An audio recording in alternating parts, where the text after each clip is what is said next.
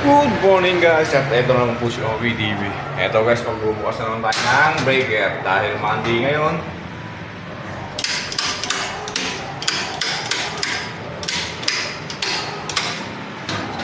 Bukusan natin mga breaker nila. Simula tayo dito sa ground floor. Akit tayo dito, second floor.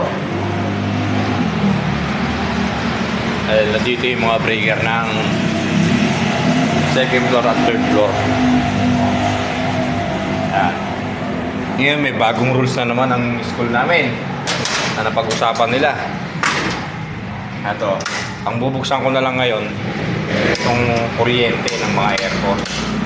At ang magbubukas ngayon ng mga aircon sa loob ng classroom isa-isa ay yung mga teacher na. Medyo pasalamat, nabawasan tayo ng trabaho.